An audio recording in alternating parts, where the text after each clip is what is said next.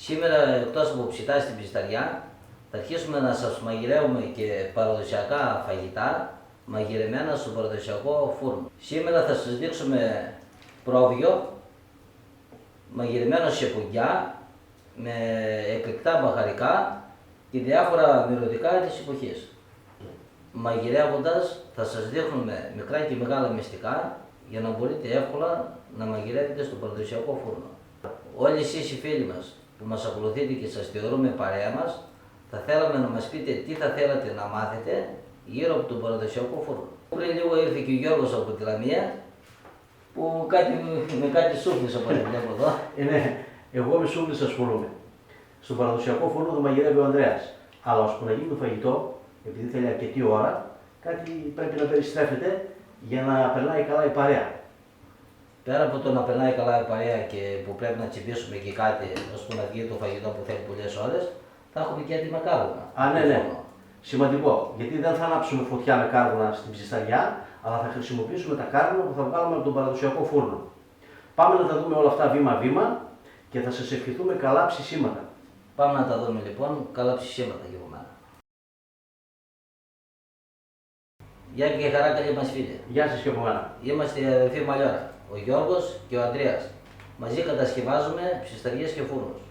Και το πάθος μας για το ψήσιμο αλλά και για το μαγείρεμα, όπως θα διαπιστώσετε, είναι μεγάλο. Και μπορείτε να μας ακολουθείτε στο κανάλι μας Grill Philosophy στο YouTube, αλλά και στη σελίδα μας στο Facebook Grill BBQ Club. Καλά ψησίματα σε όλους. Καλά ψησίματα λοιπόν και από μένα. Πρώτα θα βάλουμε στο δάπεδο βαμπάκι με ενόπνευμα και μετά θα χρειαστούμε λεπτά και πολύ στεγνά ξύλα για να μπορέσουν να πάρουν πιο εύκολα φωτιά. Και στη συνέχεια θα βάλουμε πάλι στεγνά λίγο μεγαλύτερα.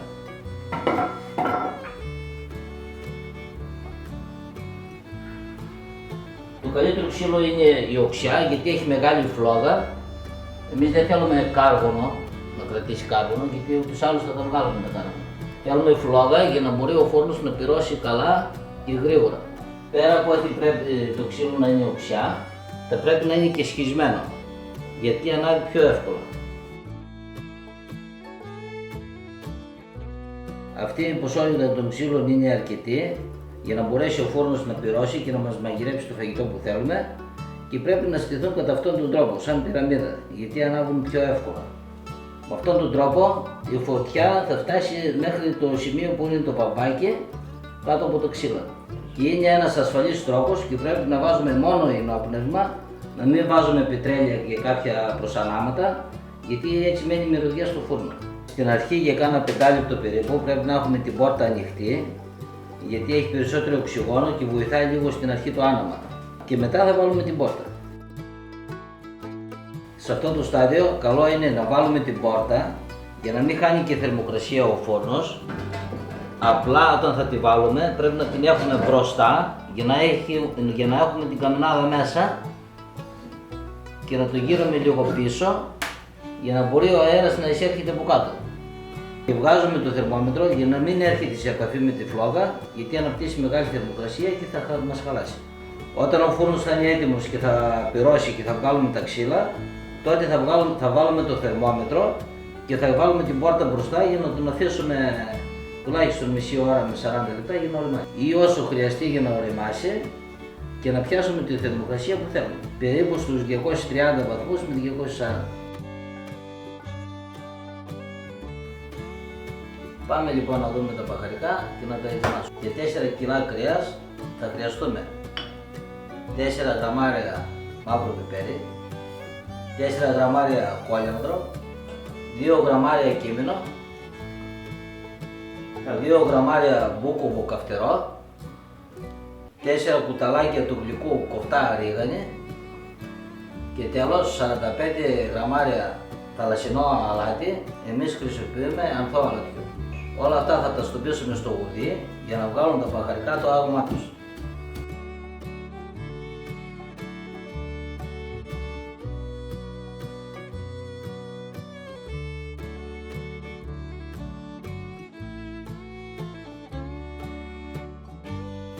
Τα μπαχαρικά μας είναι έτοιμα. Προσθέτουμε ομοιόμορφα τα μπαχαρικά στα κομμάτια του κρέατος από όλες τις πλευρές. Θα βάλουμε πρώτα σε όλα από τη μία πλευρά.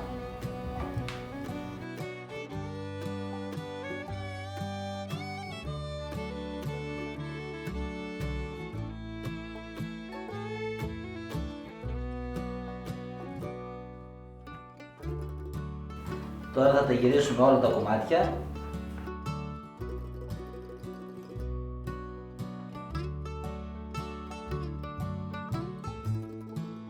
Για να βάλουμε και από την άλλη μεριά. Θα βάλουμε σε όλα από λίγο και θα κρατήσουμε λίγο ακόμα για να βάλουμε και στις πατάτες μέσα στο κουκί. Φροντίστε να πάνε τα μπαχαρικά ομοιόμορφα σε όλα τα κομμάτια του κρέατος. Ανακατέψτε καλά για να μπορέσουν τα μπαχαρικά να πάνε παντού, σε όλα τα σημεία του κρέατος. Το ανακάτεμα το θεωρώ πολύ σημαντικό. Τώρα είμαστε έτοιμοι να ετοιμάσουμε ένα-ένα τα κουκιά. Για κάθε κουκί θα χρειαστούμε 4 λαδόκουλες στο μέγεθος περίπου 70x50, 350 γραμμάρια με 400 κρέας. Θα βάλουμε 3 κομμάτια πατάτες, περίπου σε αυτό το μέγεθος κομμένες, 2 κύβους κεφαλοτήρι πικάντικο, σε αυτό το μέγεθος περίπου, μισό κρεμμύδι κομμένο στα 2, 4 κομμάτια σκόρδο περίπου σε αυτό το μέγεθος κομμένα. Θα ρίξουμε και λίγο από τα μπαχαρικά μας στις πατάτες. Και τέλος ένα δαφνόφυλλο. Δημιουργούμε ένα πουγγί κλείνοντας τη λαδόκουλα.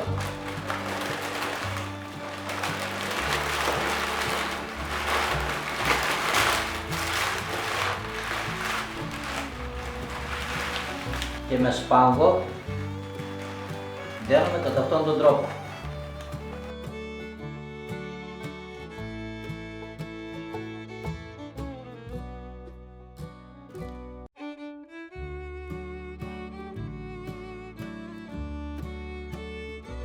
Το δένουμε πολύ σφιχτά για να μην χάνουμε υγρά και θερμοκρασία.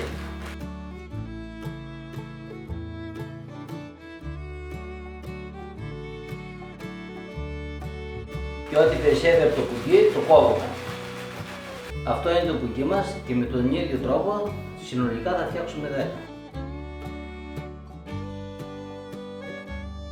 Ο φούρνος είναι έτοιμος, έχει σπίσει μέσα όλος από ό,τι βλέπετε και ήρθε η ώρα λοιπόν με το φτιάρι φούρνο να βγάλουμε τα κάρβουνα και τα ρίξουμε στο μπάρμπεκιου για να ψήσουμε τα κοντοσούλια που μας έφερε ο Γιώργος. Τα ρίχνουμε σιγά σιγά στην ψισταριά.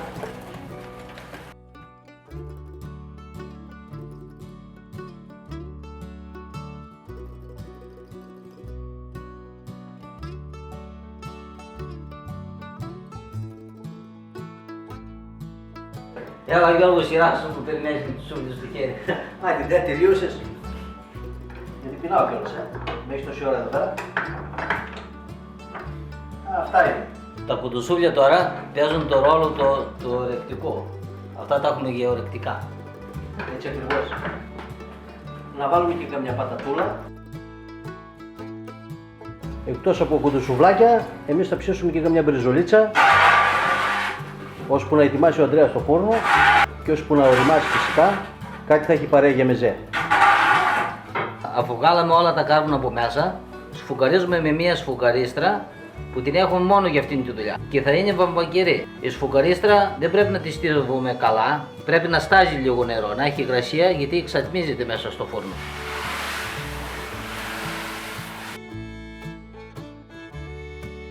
Αυτό παλιά το λέγανε πάνιασμα του φούρνου.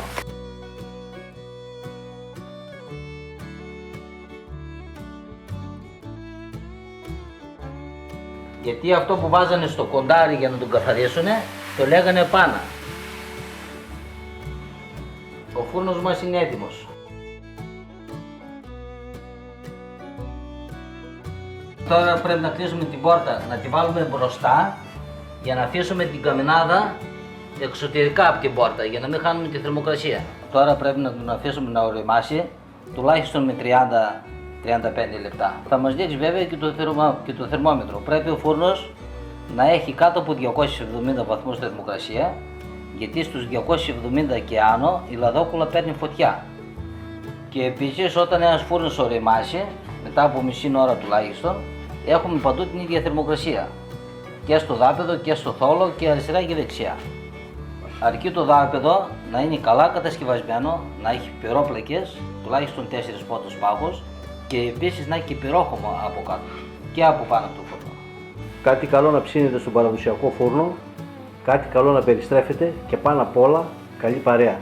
Το τελευταίο που είπες, Γιώργο, είναι το καλύτερο. Συμφωνώ. Η καλή παρέα όντως είναι το βασικότερο. Με θερμοκρασία κάτω από 240 βαθμούς είμαστε έτοιμοι λοιπόν να βάλουμε τα κουκιά. Θα τα βάλουμε με το φτιάρι όσο γίνεται πιο κεντρικά στο φούρνο.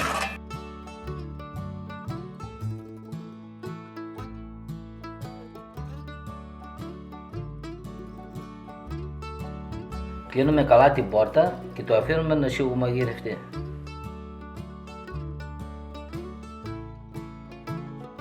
Ψήσιμο σε μικρές περιστερφόμενες σούβλες, αλλά και σε σχάρα ταυτόχρονα. Έτοιμα και τα περιστρεφόμενα θα βγουν σιγά σιγά γιατί η παρέα έχει μεγαλώσει και θέλει μεζεδάκια. Μικροί και μεγάλοι έχουμε μαζευτεί και περιμένουμε τους μεζέδες.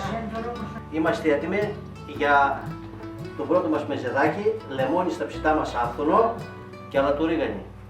Παιδιά, πάρτε μεζεδάκι. Πάρτε όλοι μεζεδάκι.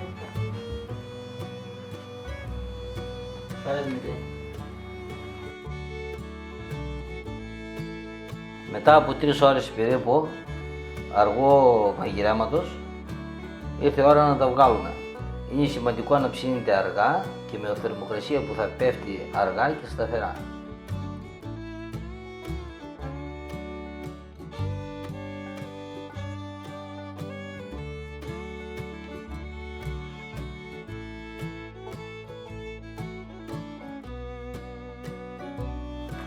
Για να δούμε αδερφέ τι κάναμε γιατί... Από μυρωδιά πάντως Ναι, λέει βέβαια. πολλά. Ναι. Η ένδειξη πάντως από τη μυρωδιά μας λέει ότι είναι εντάξει. Η μυρωδιά είναι τέλεια και από ό,τι φαίνεται Μύρισε εσύ να δοκιμάσω εγώ. Έλειωσε. Έλειωσε.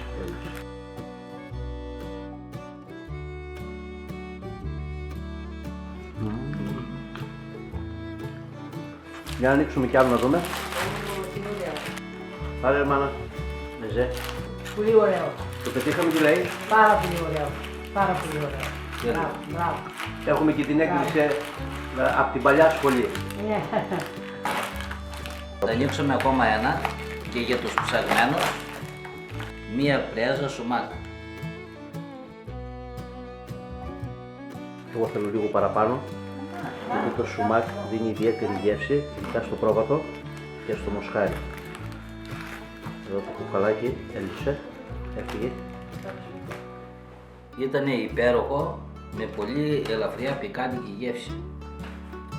Δυστυχώς όμως δεν μπορώ να φάω όλο.